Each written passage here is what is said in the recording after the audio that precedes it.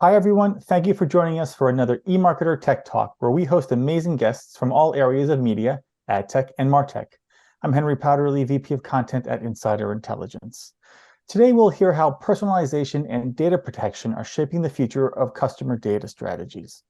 I'm joined now by our special guests, Jennifer Fleck, Senior Principal, Global Business Advisory Services at Slalom. We're also joined by Logan Patterson, Senior Director, Global Business Advisory Services at Slalom. And finally, we have Steve Zisk, Product Marketing Principal at Redpoint Global. They have a great presentation for you, and afterwards we'll open it up for questions about what you've learned. So use the chat window to submit questions for the Q&A or to communicate with your peers. Now let's get started. Jennifer, over to you. Great. Thank you, Henry. Thanks to everyone for joining us today. We're really excited to be here, so let's jump into it. We all know that there are micro and macro technological, societal, economic factors all shaping the data and marketing landscape. And folks like us here at Slalom and with our partners Redpoint, we're really here to help businesses and marketers navigate those changes. And the first step to being able to navigate them is identifying what those changes are. So identifying the most impactful and potentially the most opportunistic changes. There are a lot of trends, a lot of changes that we're seeing in the data landscape. This isn't all of them. Certainly, I know generative AI is probably going to come up. We'll talk about that later. But over the past 3 or 4 years, I'd say the most common ones that Logan and I and our partners here, coming from our clients and our partners, are really around cookie deprecation, data privacy, and data monetization. From a cookie deprecation perspective, it's how can we maintain targeted and smart marketing? How can we move forward with data ownership to circumnavigate what we're seeing in third-party cookie deprecation? From a data privacy perspective, it's really how can we stay compliant and reduce our risk, but also build trust with our consumers and still be able to leverage the valuable asset of consumer data that we have and that we need to use. And then from a data monetization perspective, it's, we're being asked to do more with less consistently. How can we take assets that we already have, like data, and build those into new products or optimize existing products or services with them? So we're really going to spend the remainder of the time digging into each one of these trends. And hopefully by the end of this presentation, you'll be able to understand, what these trends are, why they're happening, why you should care, and hopefully how you can plan and build your marketing and technology strategies to support this changing landscape. So with that being said, I'm going to hand it over to Logan to talk about cookie deprecation. Thanks, Jen. So I'll make a general assumption that if you're joining us on the webinar today, that you've heard something about cookie deprecation and the importance from a marketing and advertising perspective. And it's probably also not a shock to you that data has truly become a lifeblood of modern businesses, but moreover, for marketers, it's not just about data, it's about customer data and the importance of that in any type of activation and targeting capabilities that we have in internally. So just to solidify that on the next slide, we've identified, yes, data has become the lifeblood here, but what we're here to talk about is specifically customer data. And I would even broaden the statement at the title of this slide that advertising is being disrupted. I'd broaden it to say that marketing has been disrupted. Marketers, as Jen mentioned, it's our goal to now market based on trust. We're seeing consumers choose and vote with their dollars by only doing business with brands that they most trust. And I think that's the underpinning of what we're showing on the slide here around how advertising is being disrupted, in that you've seen it. The major browsers have or have plans to deprecate their support for third-party cookies. Why are they doing that? Why is it happening? Well, it's because as browsers, they want to market themselves as a trusted organization, a trusted brand that consumers can trust, that they're not going to be tracked throughout the entire internet based with these third-party cookies. And so we're seeing that play out at a browser level, but also from a broader industry perspective. Organizations are challenged with knowing that 80% of advertising leverages these third-party cookies. What do we do about it? That's a pretty glaring gap to try and fill. And I think to understand how to fill that gap or how to create a strategy to still target customers in the way that we have before by knowing them and with personalized communications, we need to take a step back and understand the different data sets that are available to organizations and how to leverage that in the right way. And so I work with clients, on a daily basis around this challenge. And I find that many need to understand very foundationally, what is that landscape of customer data that we have access to, an opportunity to get more of? And it goes from zero all the way to third party. We've touched on third party and the deprecation that's going to happen in that space, but taking it down to a zero party data, I'm not going to drain this slide, but I think to think about it simplistically, right? Zero party data is data that users, consumers, customers are giving to an organization willingly and knowingly, right? It's survey questions telling you my preferences and giving you that better grasp of who I am, and without you having to collect that. First party data is collected data, right? So I'm browsing a website, I've accepted some version of knowing that you're tracking my use of your platforms and you're collecting that data on me, my buying patterns, and account history. Second party data simplistically is the sharing of that first party data between two organizations, either with explicit consumers' permission or in a privacy compliant environment, which is what many of you likely have heard of, often carried out in what's called in a data clean room. So with that, I'm going to hand it over to Steve to take us through some questions and some thoughts around what we see from what a post-cookie world could look like and some of the solutions we're seeing to those challenges. Steve? Thanks, Logan. This is great insight on the loss of cookies and on the different sources of data. I especially like your division into zero party, first party, and so on. But we recognize that advertisers are not simply going to give up on cookies. What worked before is what they're going to initially want to try now.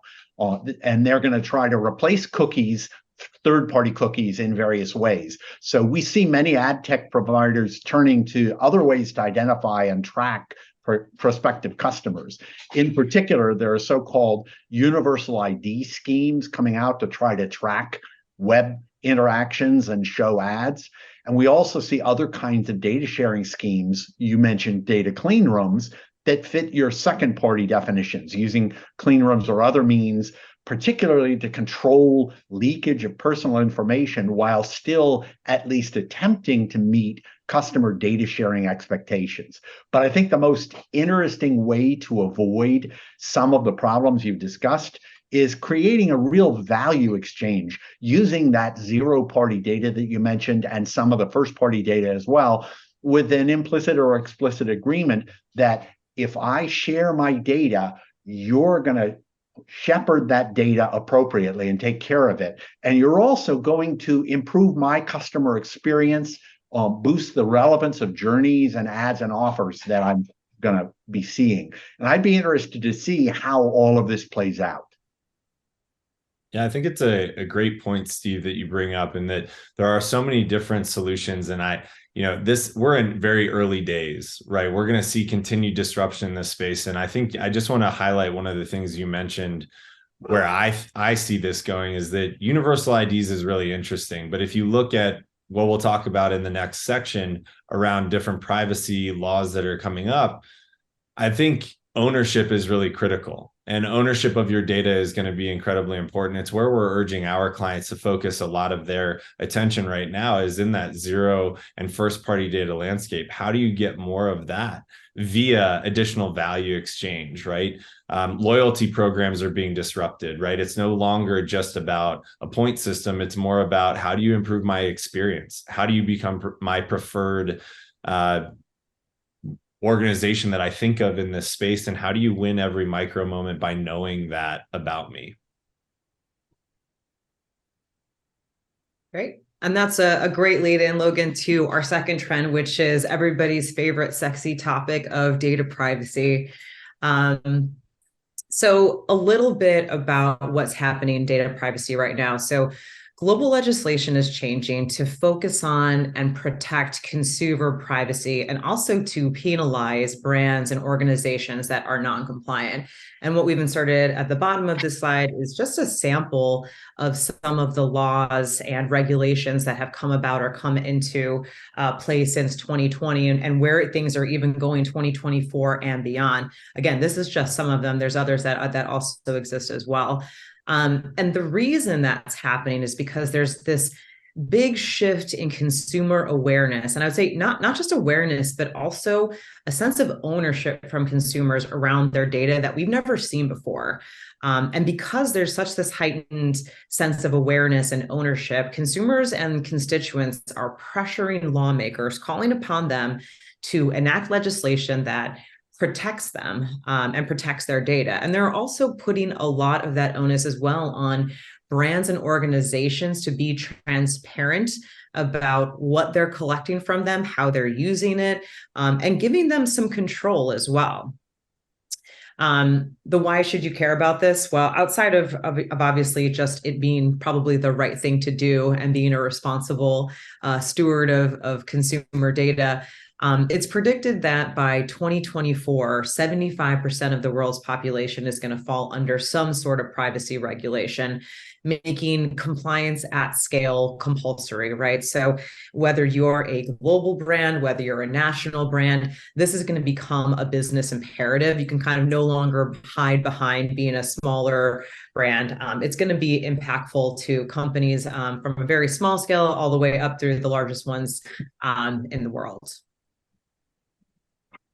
So privacy compliance, while is kind of a dry topic, definitely has the ability to drive top line and bottom line improvement. And that's one of the reasons why we have so many of our brands and our partners coming and asking us about this, is because the stakes really are very high in terms of what happens with non-compliance or having bad PR around data privacy practices.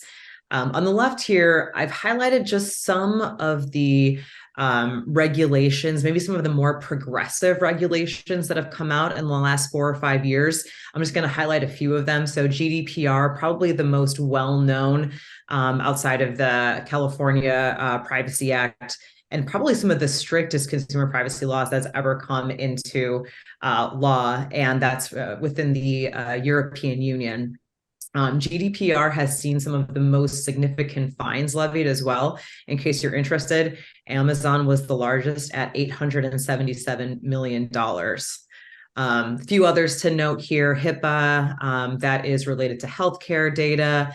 DMA, which is an interesting one, which is really going after large technology organizations and threatening fines up to 10% of their annual worldwide revenue, which is huge. The FTC, the Federal Trade Commission, you probably remember Facebook's running with the FTC that came out to fines to the tune of $5 billion and basically created Facebook and Meta's massive multi-million-dollar privacy practice that is now kind of up and running and has very strict eyes on it from the federal government and from the FTC.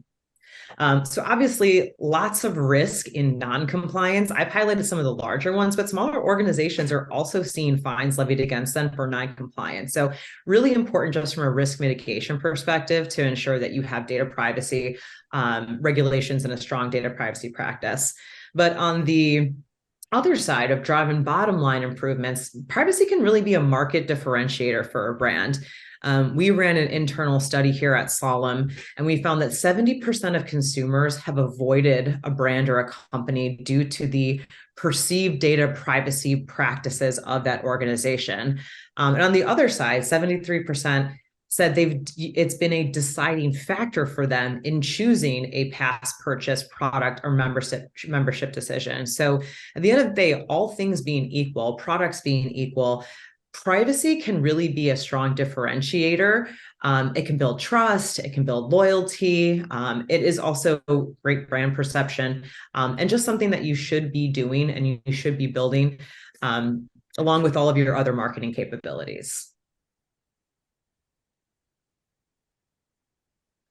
So that's great information. It's really easy to blur the lines when you're talking about data between privacy, permissions, and compliance, and really making sure that you tease those apart and understand what customers are looking for and what you're looking for as a brand is around relationship and context. You're using that data in a particular context in order to establish and improve the relationship with your consumers. I use the broader expectations of consumer privacy, i.e., what do the consumers want and expect, as a beacon here. And I'd say that consumers are trying to have a relevant and personal experience across all kinds of interactions. It's not just about buying and selling stuff.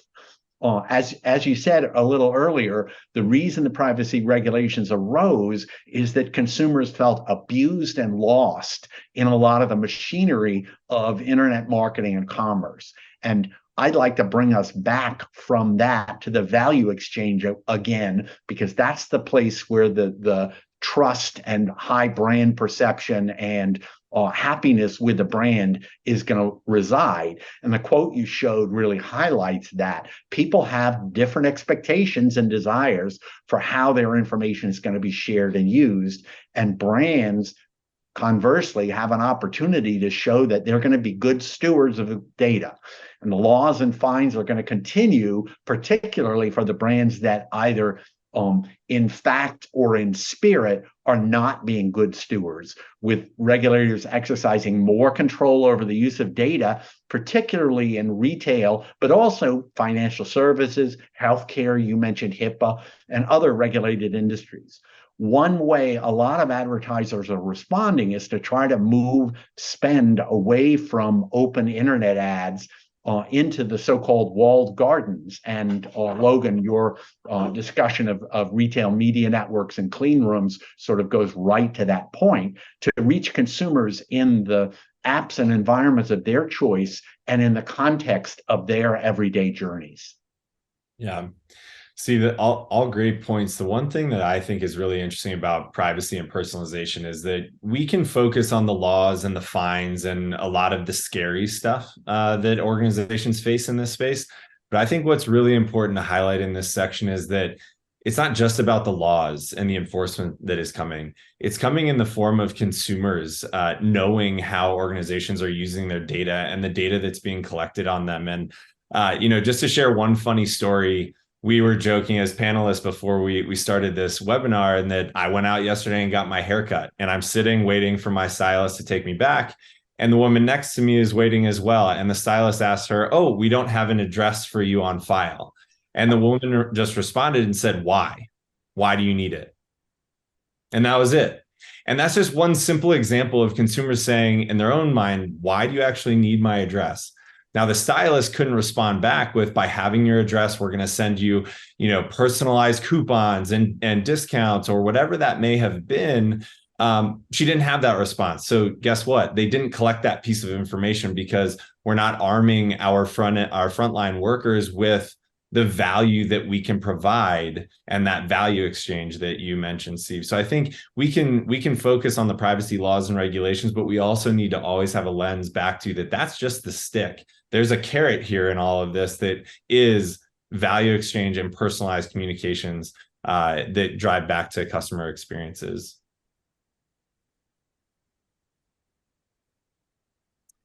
So lastly, we'll talk about the last trend here. We've talked about cookie deprecation as well as privacy, but the really interesting one that we wanted to end on is the idea of data monetization. And we've talked a lot about data being the lifeblood of organizations and the constant need to reinvent ourselves as business strategists, as marketers, as marketing technologists. And this is just the next invention, right? We often face as marketers, how do I get funding for my next initiative? How do I get, from a technology perspective, how do I get funding or prove ROI? We're seeing continued challenges from executives on what's the return on that? What's that going to do for our business? And what's really interesting is that we're starting to see the most advanced, but definitely acceleration in all organizations around how do we do that? We have a niche customer set. How does that play out in the broader landscape of driving value from that data. So we're seeing our clients today stand up net new revenue streams that they never had before by packaging that data and creating a new business out of it. We're seeing our clients stand up strategic partnerships that would have never been available to them if they hadn't looked at the value of their data and what that can be applied to from a partnership network and collaboration. We're also seeing clients go all the way to the path of potentially standing up a retail media network, right? And taking advantage of some other challenges that we're seeing in the advertising space around not having the ability to target and leveraging their own data set to offer media placements for advertisers and brands. So I don't need to belabor the point, but the amount of data that we're seeing is only going to increase and in an accelerated fashion. And many organizations are trying to get ahead of that from a customer data perspective, not only as a funding method for getting budget, but also standing up net new businesses that they can be the owners and operators of. To bring that into reality, on the next slide here, we've got a handful of just some commonly known stories, but they highlight some of the opportunities that we see in building that value from data. Whether it's Verizon taking their data, packaging that, reselling it either in a raw or aggregated form to third parties that they can then take and market against. Peloton, well-known story about how they're leveraging their app and building net new products or personalizing that experience and also driving unit sales out of that, up-leveling app users to product bike, whether that's tread or even net new products that they're coming out with. Netflix is a really well-known story about how they've leveraged their customer data and their viewer data to almost know that they've got a winner before they even enter the production cycle, saving them a tremendous amount of operational costs.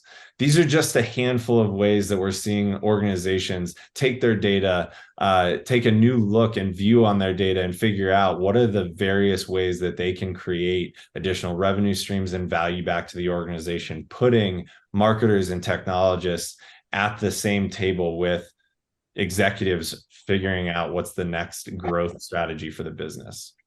With that, I'll turn it over to Steve to talk about what we're seeing in this space and some opportunities. I really love what you're saying there, Logan. Particularly, it should be noted each of those examples has some data that's coming from places and living in places that people don't necessarily think about, like the IoT data that Peloton is talking about. So I'm going to call us back again to the value exchange, because data sharing and the monetization that you're talking about really is part of the contract with the customer. Each of those examples you've shown has a consumer sharing data for their particular kinds of better experiences, and then the data collector repurposing that data for its own reasons. All these brands recognize that data has value beyond just the immediate personalization of the customer experience. And in different ways, they're both protecting and sharing that personal data. But many consumers are really only vaguely aware of how much data is being marketed and reused and shared. I think responsible brands are going to have to be much more explicit, work hard to build trust with their consumers, get explicit permission for using the data, as well as for sharing access to the data, but also access, particularly in things like the retail media networks that you just talked about, access to the eyeballs of the consumers that are operating within their networks. Consumers and some tech companies are also trying to change the terms of the value exchange. You kind of alluded to that a little bit in terms of where the data ownership lies. And there are some novel things like data wallets where a consumer can store shareable data in a data wallet and then have explicit terms for its use. You know, I'm going to show you my data here rather than you're just randomly collecting it. Here's the data that I'm willing to share with you for this purpose, for this amount of time, in exchange for these controls and this experience. And this all comes back to a matter of trust. Is the brand going to protect my data? Will they give me relevant experiences? Am I getting enough value for the use of my data? How do I want that data to be used in these kinds of collaborative environments that you talked about? And Steve, one point that I want to make that just sort of supports everything that you're saying, I referenced a study that Slalom did when I was speaking about data privacy. As part of that same study, when we talked to consumers about privacy topics, we asked them, how important is data privacy to you? Oh, it's very important. I make decisions based on it. However, when we asked those same consumers what a cookie was, if they understood what PII was, if they knew how to clear their browsing data, most of them fell very much short of what you would think someone who says that data privacy, how important it is to them. They still have a very fundamentally low understanding of what those things are. So I think, and when brands come to us, it's really about an education, not just saying like, hey, here's your data. What do you want to do with it? It's more, let's walk you through exactly how we're gathering data, how we use data. Here are the controls. It's as much of a marketing campaign around education as it is around an internal practice of privacy. And so that's a really important thing for marketers to understand. You can't just say, hey, we're giving you all the keys to the castle. It's explaining like, oh, here's the castle, here's the key, here's how to use it, and here's how to really own your data. And I think that's what builds that value exchange and that trust that you're talking about. And that really requires a sort of turnaround in terms of how marketers are thinking about it. It's not just eyeballs. You can't just be shaking the tree and saying maybe an apple will fall out. You actually are aiming much more towards establishing an actual relationship with your customer. And that means, moving away from the legalese, moving away from blocking customers who may want to access content by putting up those big boxes that say, you got to sign up for these cookies here before we let you go on. Okay. All right. Thanks, Steve. So to kind of bring this all back, we've identified some trends, we've identified opportunities, we've identified problems, we've identified risks. So what do we do with this? How can brands, organizations, marketers, technologists really build for the future? And when we do this with our clients, what it really comes down to is building internal capabilities. Modern capabilities, data-specific capabilities that allows organizations to pivot very nimbly to the existing trends that we're seeing, but also to sort of future-proof that strategy to be able to pivot when we see new things like generative AI and other trends that we don't even know are going to exist in the next few years once those come up. And so what we put here is just some of the supporting capabilities that we think are most important to be able to react to the data trends that we talked about today, that being cookie deprecation, data privacy, and data monetization. And so some of those capabilities, and these are the types of things that we really help clients and brands build, is owning their first party data, owning that data strategy, having compliant and intelligent data, having comprehensive in that 360-degree view of the consumer data, having centralized and accurate data, obviously being very important, having anonymized data so you can react to data privacy regulations, and having data in real time so you can react to things in the moment and when you need to. And the best way, or one of the ways to start building these capabilities internally, obviously it has to do with people, process, data, technology, but bringing on technologies like a CDP and like the RG1 platform can really help bring a lot of those capabilities to light for the organization and allow, again, them to be able to react to trends in the market that are happening. Thanks, Jennifer. Jennifer and Logan and I have been really discussing three trends, which you might almost really identify as challenges to your enterprise customer data strategy, as well as in the last couple of slides in particular, some of the capabilities that are needed to address these kinds of challenges. And Jennifer just mentioned a CDP. I'll talk a little bit about Redpoint's platform, RG1, which is both a CDP and more broadly, a customer experience hub, if you will. But there's a lot of other CDPs available and a lot of other ways of attacking the problem of bringing together all the data in order to have better experience for your customers. There's really a spectrum of choices in the depth of support for customer data, the time and work needed to configure the solution and integrate your other MarTech and assets, and the kinds of use cases in particular that you might want to address with these kinds of solutions. RG1 is a configurable platform based on composable services. That's a kind of a modern way of saying, I want to be able to assemble the kinds of solutions that I want in order to interact with my customers, that provides a single point of control to connect all of your customer data and execute real-time multi-channel marketing campaigns. To understand the flow of data, you can look at this diagram and just recognize that we've got a bunch of sources of data over here on the left, some processing that's going on that involves understanding, cleansing, normalizing, building up that data from the data sources, particularly using data quality and identity resolution to build that kind of 360-degree view of the customer, and then using that for all of the purposes that you see sort of represented on the right by channels, touch points, enterprise applications that may need to source some of that data in order to improve the customer's experience, both across marketing and other kinds of use cases. In a CDP, this all has to be done with data quality and identity resolution, because without the quality of data, you're going to impact the quality of the interactions you get.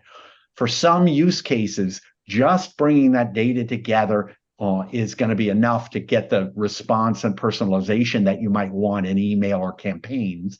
But for other kinds of use cases, you may need additional capabilities like full blast, cross-channel journey orchestration to match different customer goals with appropriate actions within the customer journey, and real-time interactions to actually meet customers with relevant offers at the moment of decisions. I'm sure we've all had the experience of researching a product, coming to a decision about what we're going to do, buying the product, and then being pursued for the next 2 weeks by advertisements saying, wouldn't you like to buy this product? Or even worse, here's a 20% offer for the product that I just bought. Relevancy, timeliness, and understanding where I really am in my customer journey is going to be really important in the future. Perhaps if I just bought a pair of hiking boots, what you want to do is show me a picture of a mountaintop at dawn to represent the aspirations for what I'm actually going to do with that, rather than trying to sell me the next best thing. Selecting the right CDP to solve both your immediate use cases and your future requirements can involve balancing all of the data requirements that we've been discussing and creating a plan that starts with some high value use cases to prove out those choices. Once you have demonstrated that you're getting value out of the investment in cleaning up your data, you'll get the permission that you need to go on and double down on that investment and do a better job. And we think you should also be looking really carefully for a partner who can help you assess your own capabilities, people and process, not just the technology, and help you figure out how to move along that maturity or readiness path for building your enterprise data strategy. With that, I want to turn the discussion back to Henry, and I'm sure we have a bunch of questions from the audience. Awesome. Thanks so much, Steve. Great presentation. Thank you, Jennifer and Logan, for all those insights. I actually really love Logan's point that ownership of your data is critically important.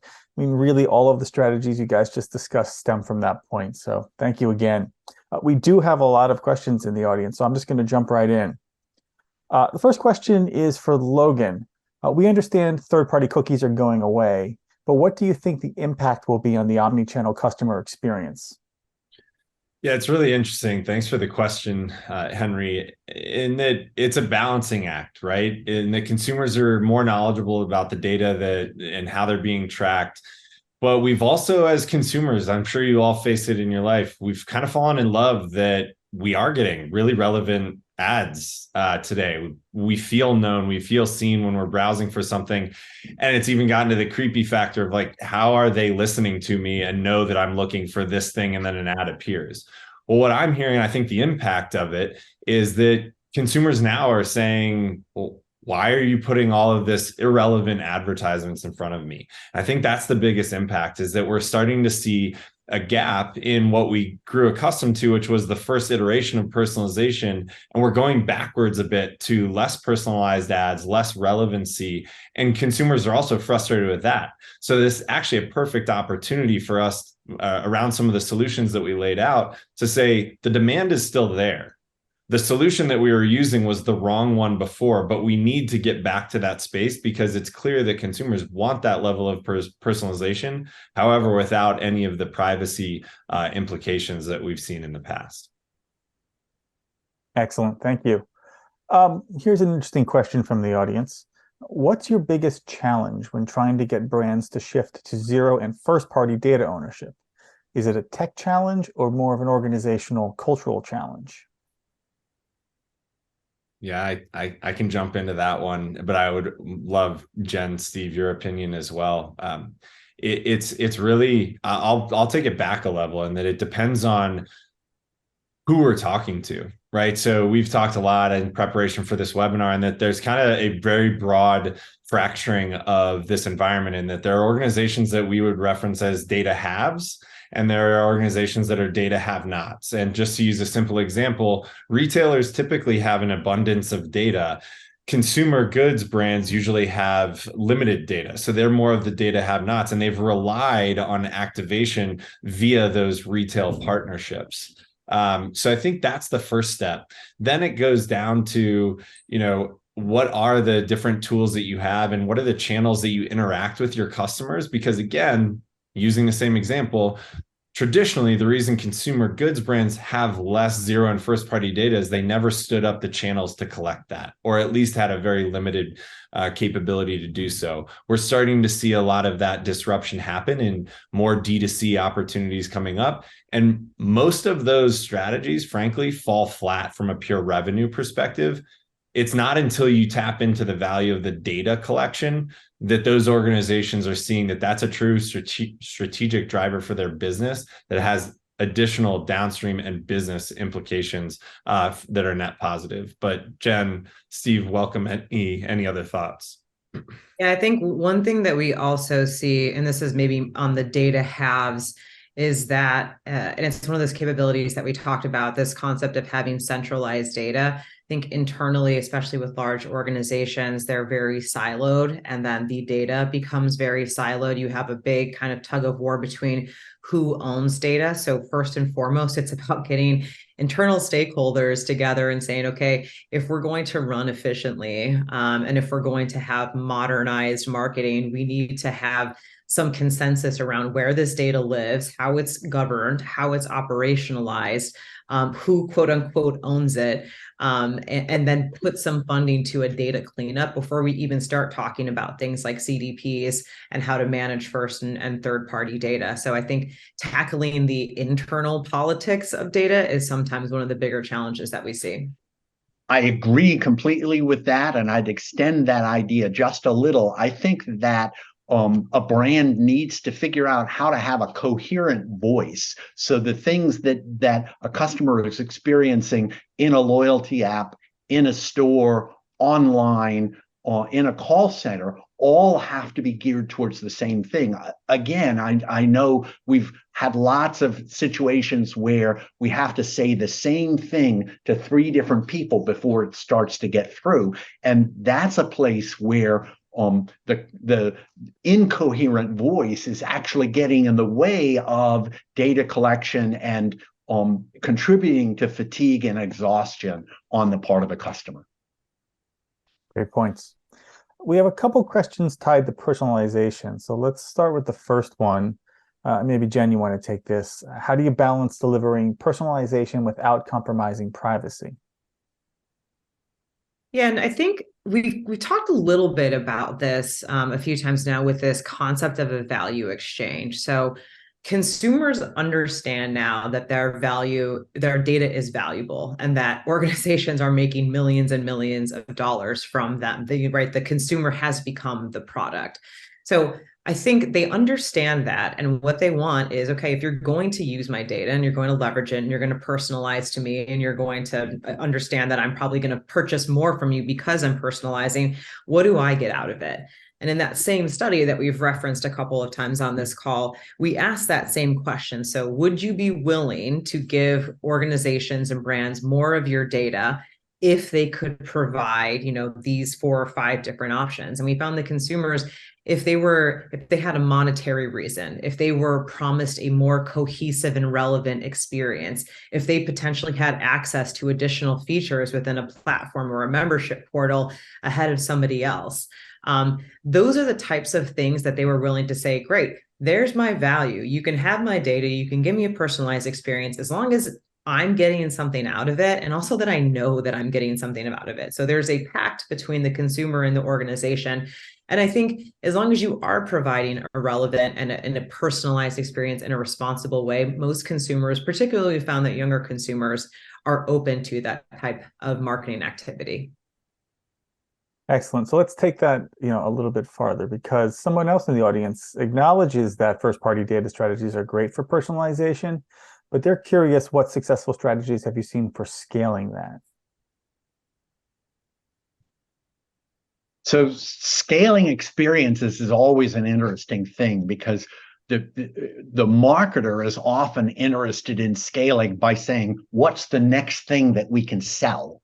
Whereas the consumer really cares about scaling from the point of view of, what does my brand experience feel like over time? What does it feel like in my life? How do I experience the brand out in the general area? And therefore, how do I interact with the brand some more? My point about coherence earlier sort of talks to this, in terms of, if the brand is not over collecting data, but collecting the right data at the right time, hanging on to it in the right way, interacting with customers in ways that, to Jennifer's point, are meaningful and valuable for the customer, then the customer will naturally scale up their interactions with the brand.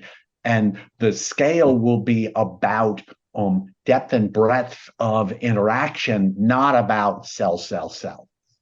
And I don't know if Logan or Jennifer want to add to that. I would, yes, and Steve, everything you just said there. The only other thing that I would call out, whenever we talk about scaling anything, but definitely a zero first and second party data strategy, is it's often overlooked the talent that's required to scale that type of a strategy, right? So as you start to collect more of that zero and first party data, what do you do with it, but who is doing what with it? And what are the tools that you need to materially take advantage of that data, is where we often see that scaling can be a real challenge, and that you can get to some initial value, but then the more advanced use cases, typically there's no one there to pick them up. And so to be mindful and thoughtful and proactive about what are the different talent strategies that you need to put in place today that go alongside that technology roadmap are incredibly critical. Yeah. And recognizing that some of the choices that you make about how to collect the data, how to cleanse the data, and how to make those experiences work are going to be amplified as you get into those more complicated use cases. Excellent. Well, I think we have time for one more question, and let's kind of pivot back to what is a really hot tech right now in marketing, and that's data clean rooms. How do you see data clean rooms affecting data privacy and data sharing in regard to monetization? Where is the balance? Yeah. Go ahead, Logan. You first. I was just going to start off that, I'm not going to make an assumption on this one. It's a buzzy term out there, but I'm not going to make an assumption that anybody on this call really understands data clean rooms yet, because that's just a very brash assumption. So to even open up this conversation, I like to just provide at least a high level definition of what do we mean by data clean room. And to simplify it, it's a privacy compliant tool that enables the collaboration without exposing any of the two parties or multiple parties, any of that consumer data. So it enables additional analysis and supplemental data or insights on the data that you have today. But That's a very simple version of what a data clean room is. I think what the opportunities is that it presents is that it enables, a collaboration between two parties, but also I mentioned retail media networks. It is absolutely at the center of activating without exposing via those, whatever, whether it's in a walled garden, as was mentioned before, or some of the newer retail media networks that are being stood up. You must have, to bring your own data, you must have something like a data clean room that protects that data that you've collected on your consumers. Otherwise, you're starting to erode the trust that you've built with your consumers. And we've talked about how important that is for marketers moving forward. Steve, I'll hand it over to you, since I think you wanted to say something.